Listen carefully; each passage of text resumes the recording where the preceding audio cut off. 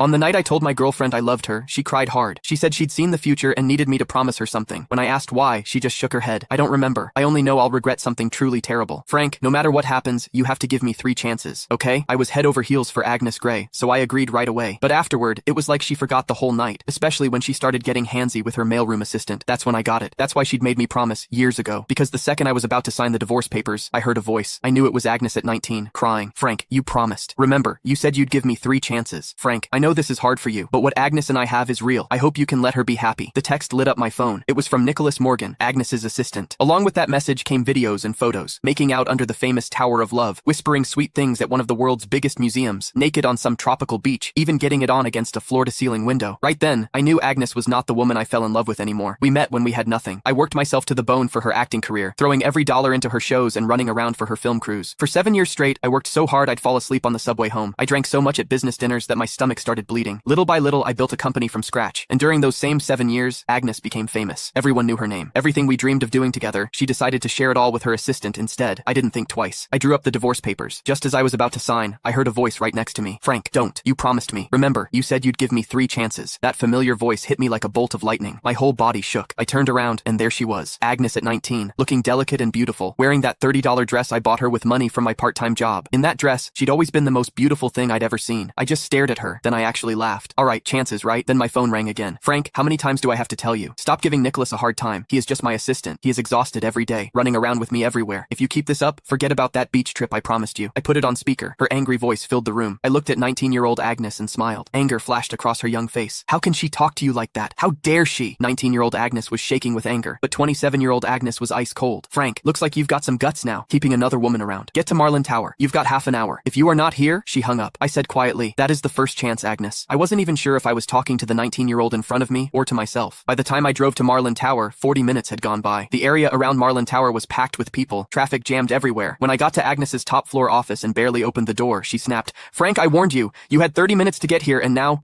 I cut her off, turned around, and flopped onto the couch like I didn't care. Nicholas was there too. He kept his head down, eyes all red, his right hand holding his left wrist. My attitude seemed to set Agnes off. She slammed her hand on the desk. Frank, what is with that attitude? You still won't admit you were wrong? But before I could say anything, Nicholas jumped in. It is nothing really, just a watch. Don't blame Frank. That just made Agnes angrier, but instead of yelling at him, she held back and softened her voice. How can you say it is nothing? He is so petty. He even tried to steal the birthday gift he gave you. Don't worry, I am not taking his side. Then she turned back to me, her voice sharp as a knife. Frank, I am giving you one last chance. Give Nicholas his watch back. I'd lost count of how many times this had happened. No matter how many times Nicholas set me up, no matter what I said, it never mattered. The woman who used to trust me completely now only doubted me. Couldn't be bothered to argue. I stood up, took off the old watch from my... Click the link in my bio to get the full story for free.